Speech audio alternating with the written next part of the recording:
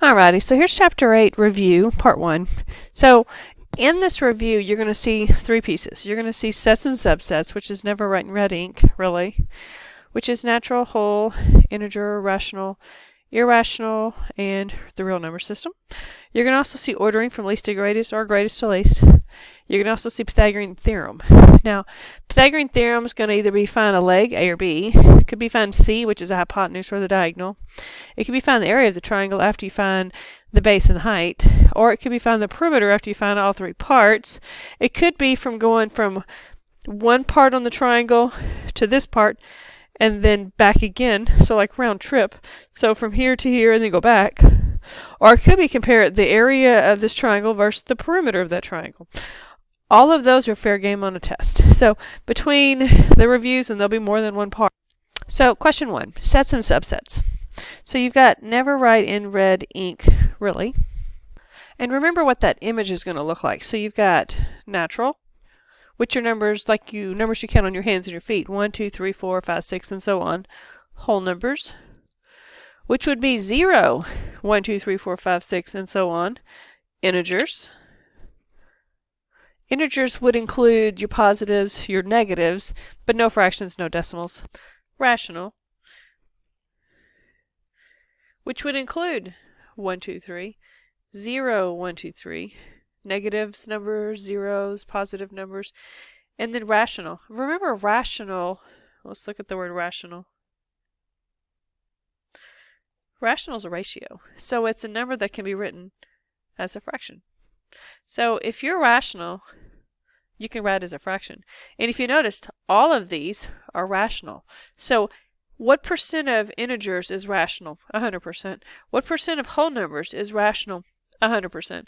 What percent of natural is rational? 100%. These are all rational numbers. Why? Because they're all in the rational section. So think of it as the weight. They're all sitting in these cakes. And this is a top view. So natural is a whole number. A whole number is an integer, and integers are rational. So I could write that. All natural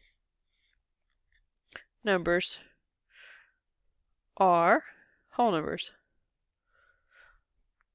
All whole numbers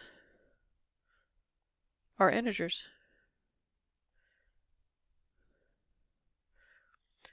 All integers are rational. What about the other way around? Are all rationals integers? No, because rationals have fractions and decimals, and those are not found on integers, which is the number line. So it's going to go least to greatest if you want a hint. It's least to greatest. It's the smallest circle to the biggest circle if you want to figure out this pattern. So if I drew this picture, that could be natural and that could be rational. And that one's okay. But if I draw this picture, this one's natural and this one's rational, that won't work. All of these numbers are rational. That's true, because all of them are in the rational circle. It wouldn't look like this, because this means some of them are rational and some of them are not.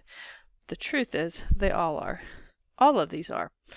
And then what about I? That was irrational. So it's going to have its own little group. It's kind of like team A, team B.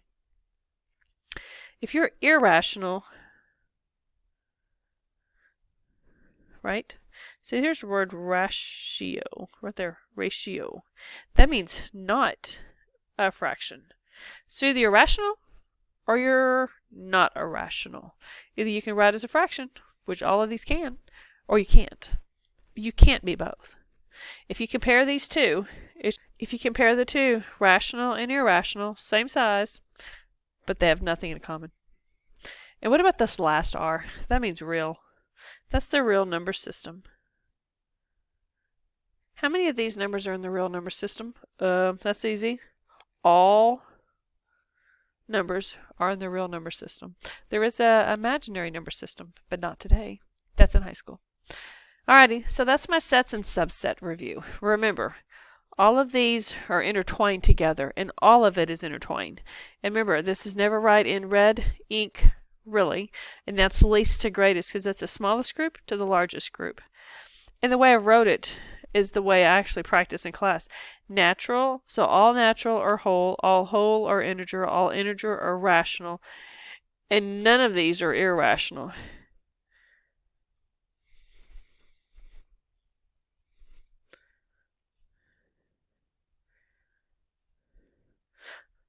But all are, you want to finish that for me? Yeah, real number system. Alrighty, I think that's a pretty good review on that part. If not, it should be. Alrighty, let's play with least to greatest, your favorite. Alrighty, so I wrote you a list of least to greatest numbers, all the crazy numbers I can think of. I've got symbols. And if you notice, I got a short symbol and I have a tall symbol. I have pi. I've got squares.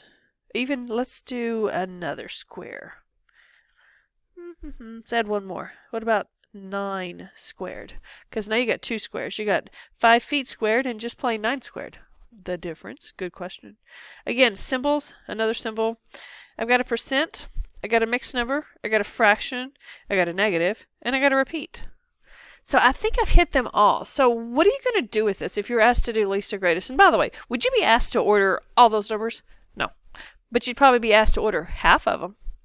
So what's the best thing for me to do? And think about it. What's the best thing for me to do to get it on the screen? Probably make a table. So I'm going to stop that video and do that for you. Alrighty, so I took the time and wrote all the notes in to save us some time. If you want a repeat number, well then type in a bunch of them and it'll repeat. Your computer's saving that memory. So you just have to type in a bunch. It's easy. Make sure you end in 3 though. 43 sets of 43s, don't end on a 4. This one here, this 14 divided by 3. Should be easy. This one here, careful. If you notice, it says negative parenthesis 1 plus 2 divided by 3 parenthesis, not negative 1 plus 2 divided by 3. And let's just be honest. If you get stuck, if you want the shortcut, would you agree it's going to start with 1? You should. Can't you just divide, type in the 2/3 and get 0.66 and just go back and type it in yourself? Yes, you could, because you could take and type 2/3 in and get 0.67 actually if it repeats. So I'm okay with 0.66. I'm okay with 0.67. You don't have to type that in. By the way, it's still negative. Yeah, that's a good point. So if you type it in, you have to do the negative on the outside, then the parentheses. But you can't do that. Here's why. With the negative on the outside, you're saying this one's negative and that one's negative. When you wrote this one, you said this one's negative and this one's positive, and that's not true. Because if it's negative, they're both negative. The next one, 7.3%, 7.3 divided by 100. You would move the decimal twice to the left. So it would look like 0.073. 1, 2. And let's be honest, 7.3 divided by 100 works just fine for me too. You would type in 5, not 5 squared. This isn't a dictionary. I think it's a calculator. You don't need that. Pi is a pi symbol. Second with the caret top. It is not a square root button. That's square root of 3 divided by 4. That means square root 3 only, then divide by 4. Because if you notice, here's at the bottom of the square root. At the bottom of the square root is where the close the door comes from. Find the bottom of the square root and close the door. That's simple. It's pretty simple. Next one. If you look at this one, the close the door is at the bottom. So it's going to be square root 7. And then divide by 2, then you close the door. And you remember, it all comes with the parenthesis to begin with. And that's default.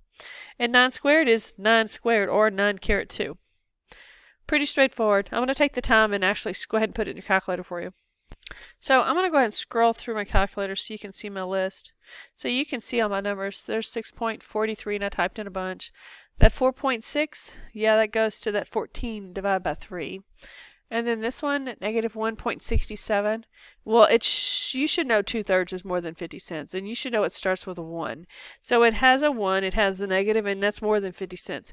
If you type that in wrong, you would realize right off the bat, because why? The 1 would be missing, and that wouldn't be more than 50 cents. You should recognize if you typed it in wrong. The next one, so the decimal moved twice. We were correct on that. And then there's my plain 5. There's my pi. And then that was square root of 3 divided by 4. Well, I don't really know what square root of 3 divided by 4 would be right off the hand, but I can tell you the calculator says it's 43 cents. And then the next one was square root of 7 divided by 2, close the door. That's $1.87. And then there's 9 squared, which you should know is 81. Before I sort this, you might want to take the time to record all those decimals on your paper. So there's my decimals. And so I'm going to come over here and then I think it says shortest to tallest. Yep, and that would be least to greatest, I believe. Sure it would. And so then I'm going to go to stat. And if you notice, it's right there, sort ascending. 2. I'm going to put list 1 in. Close the door because you opened it. And it's going to say done, and it should have done something for me. So I'm going to go back to stat edit. And there's your numbers in order from least to greatest. And you should know what negative is first. So there's the ranking. I took the time to actually just go through the calculator and write them down for you to try to save some time on my video here. Again, would they ask you to sort 9 numbers? I don't think so. But that's the worst as it can get. So you just have to be careful. Alrighty, next piece. And the third part, Pythagorean theorem. We watched several videos and you talked about the right angle makes the 2 legs. Pretty much I'm calling the height A always. I'm going to call the base B always. And I'm going to call the diagonal, which is the piece going across, letter C always. A and B can interchange. C does not. C is across from the right angle. Because if you stand here, you should look out and see the C with the fish. Cute, right? I know. So, back to the formula. Wouldn't that A squared plus B squared make C squared? And if that's true, isn't that square A, you know, this square, plus square B, like this square, equal square C? That one. That's all true. That's not squared. That's shaped square. I know, that's a little different. Something to keep in mind. Alright, continuing with my interesting formula. A squared really means A times A. And B squared means B times B. And C squared means C times C. Pretty cool. I'm going to scoot up so we can see better. And if that's true, I'm going to redraw my picture again. That was 6, that was 8, and that was I don't know. And there's the right angle. So 6 is my A. So 6 times 6 plus 8 times 8 equals C times C. And what is 6 times 6? It's not 12. How about 36? And 8 times 8, thanks, 64. And what's C times C? Probably C times C. And what's 64 plus 36? Well, I don't know. 6 plus 4 is 10, carry my 1. 6 plus 3 is 9, plus the 1 is still 10. You should be able to tell me something times something is 100. What is one of the somethings? You should be able to tell me C equals 10, just because you should know your math facts. Now, what if it was something times something's 103.6? Yeah, I don't know that one either. But what you could do is the square root. Because to undo a square, you'll take a square root. It's kind of like the opposite of adding is subtracting, and the opposite of multiplying is dividing. The opposite of a square is a square root. And that is how you find C. What if A or B is missing? Well, let's look at that. Right. My next question. So I redrew the picture. You should know that's 6 because it just did this math problem. But we'll pretend we don't know that it's 6. Formula, A squared plus B squared equals C squared. And I'm okay with you writing A squared plus 8 squared equals 10 squared. I'm okay with that. That sure saves a lot of time. But make sure you know that 8 squared is not 16, that it's 64. Or we'll be writing it the long way. And then A squared is still A squared. I kind of like X squared, but oh well. And then 8 times 8 is 64. And the square that's 10 by 10 is 100. And then wouldn't that be kind of triangle circle thing kind of going on? And don't you move this circle to this side?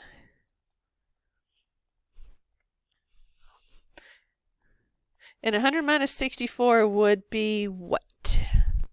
36. And the square root. So the opposite of a square and a square root cancel each other. That leaves me A. And the square root of 36 is 6. I could have also wrote it this way. But it was easier just to draw one. Alrighty, the answer is 6. And by the way, that'd be like 6 inches, 6 units, or 6 feet. And this one would have been 10 inches or 10 feet or something like that as well. Catch the next video.